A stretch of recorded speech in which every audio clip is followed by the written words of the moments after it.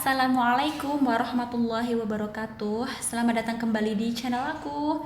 Nama aku Jessica. Kali ini aku akan mereview sebuah sunscreen yang dulu pernah aku cintai dan aku repurchase berkali-kali.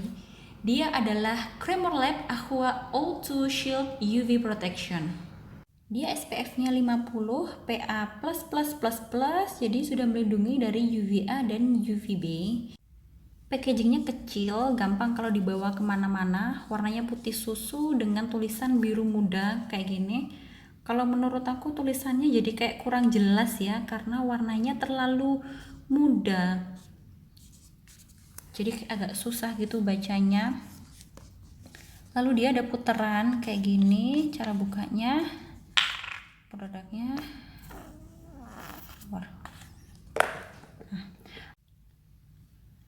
Aku dulu sempet suka banget dengan sunscreen ini. Aku dari purchase dia berkali-kali. Ini bagian botol kosongnya, yang lainnya udah pada aku buang. Jadi poin plus yang dia miliki menurutku yang pertama adalah dia nggak white cast, sama sekali nggak white cast. Lalu yang kedua, finishnya dia satin menuju matte. Jadi hampir nggak ada kilapnya. Jadi udah satin tapi cenderung yang matte, kayak powdery gitu. Jadi nggak perlu set bedak lagi. Kalau aku itu udah lumayan cantik finishnya. Terus dia kalau udah ngeset berasa kayak nggak pakai apa-apa, kayak polos aja, nggak berat sama sekali dilihat, juga kayak nggak pakai apa-apa, karena itu tadi finishnya yang satin menuju matte, jadi hampir nggak ada kilap di muka. Oke banget deh pokoknya dia finishnya. Tuh kalian bisa lihat hampir nggak ada beda. Poin minusnya dia yang pertama, dia sepertinya ada fragrance-nya. Aku mencium aroma wangi yang cukup menyengat. Aku sih nggak breakout sih waktu itu pakai dia, cuman jerawat tuh kayak muncul hilang gitu terus selama pakai dia ini, si Cremor Lab ini.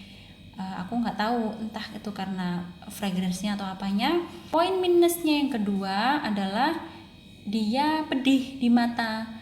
Jadi kita olesin di muka itu sekitar 2 atau 3 jam kemudian mata jadi pedih. Biasanya kalau sunscreen itu kita olesin di muka lalu kita bilas air baru terasa pedih matanya kan. Nah si Cremor Lab ini enggak, dia kayaknya kena keringat deh. Jadi aku nggak bilas air pun, aku diamin aja itu udah pedih. Kalau udah sekitar 2 jam pakai dia tuh mata udah mulai pedih. Poin minus yang ketiga, yang terakhir, ini menurutku relatif sih sebenarnya ya. Kalau menurut aku ini masuk dalam minus karena menurutku dia ini harganya mahal. Harganya dia 400 ribuan kalau nggak salah, dan isinya 50 ml. Nah, sedangkan kalau kalian ini rajin pakai sunscreen, rajin reapply sunscreen, dan makainya sesuai dengan takaran yaitu 1,25 ml, 50 ml ini nggak akan cukup untuk 1 bulan. Paling nggak kalian akan butuh 2 tube ini untuk 1 bulan, walaupun nanti akan ada sisanya ya. Jadi katakanlah kalian harus nyediain budget sekitar 800 ribu 2 tube ini untuk 1 bulan dan hanya untuk sunscreen. Kalian masih belum beli skincare yang lain-lain ya, kayak cleanser, toner, moisturizer, dan yang lain-lainnya. Tapi kalau kalian mampu, kalian bisa nyediain budget segitu dalam waktu 1 bulan secara terus-menerus, ya kenapa enggak? Ini worth it kok. Untuk harga segitu ini worth it banget menurut aku. Ya ibaratnya kayak gini loh, kalian tuh lebih baik ngeluarin budget yang besar untuk sebuah sunscreen daripada kalian beli serum harga jutaan tapi nggak pakai sunscreen. Paham? Kenapa bisa begitu? Karena sunscreen ini adalah induknya skincare. Ini udah aku bahas di video yang aku bahas khusus tentang sunscreen.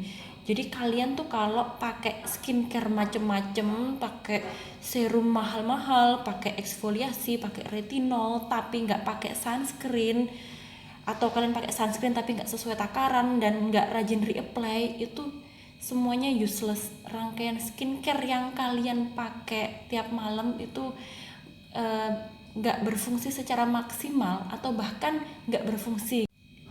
Begitu pentingnya sunscreen sampai kalian tuh harus utamain sunscreen dulu gitu loh sebelum pakai skincare yang lain-lain. Si Cremor Lab ini menawarkan banyak poin plus pada dirinya yang aku sebutkan tadi. Dia yang finishnya oke, nggak white cast, nggak kilap, nggak berminyak, finishnya cenderung matte, ringan banget di kulit, kayak berasa nggak pakai apa-apa sama sekali. Itu jarang banget sunscreen yang menawarkan finish yang kayak gitu, itu jarang banget. Jadi menurut aku wajar kalau dia tuh ngasih harga yang mahal buat produknya ini. Sedangkan orang-orang itu males pakai sunscreen karena problem ini. Aku pun mengalaminya gitu loh. Jadi aku paling males kalau pakai sunscreen yang udah lengket, berat di kulit, lalu finishnya dewy gitu. Aku nggak suka finish yang kayak gitu. Nah, biasanya sunscreen kalau udah sekalinya finishnya matte, dia tuh yang kayak matte banget yang sampai ketarik gitu loh. Nah, si Cremor Lab ini bener-bener oke banget finishnya. Kalian udah nggak perlu tambahin apa-apa lagi, dia udah bagus banget. Walaupun dia masih ada kekurangannya yang aku sebutkan tadi, ada 3 kekurangan. Yang pertama ada aromanya. Menurutku dia ini pakai fragrance. Tapi kalau kalian nggak masalah sama fragrance, ya kenapa enggak gitu. Yang kedua, dia pedih di mata. Dia pedihnya tuh setelah pakai dia 3 jam itu dia baru kerasa pedih. Dan sebenarnya itu kan udah waktunya kita untuk reapply kan. Kalian bisa aja bilas dia, bersihkan, lalu ulang lagi pakai dia dari awal. Itu masih bisa diatur lah. Buktinya aku masih bisa pakai dia selama berbulan-bulan. Nah, kalau menurut aku malah justru minus yang ketiga ini yang harganya mahal menurut aku, yang membuat aku cari skincare yang lain yang lebih terjangkau lah harganya. Kalau kalian sultan, kalian punya banyak duit, ya kenapa enggak, kalian bisa kok. Ini highly recommended si Cremor Lab ini. Dan ya, itu tadi review aku tentang Cremor Lab Aqua Auto Shield UV Protection. Semoga bisa membantu, semoga bermanfaat. Terima kasih sudah menonton dan sampai jumpa di video selanjutnya. Bye. Assalamualaikum warahmatullahi wabarakatuh.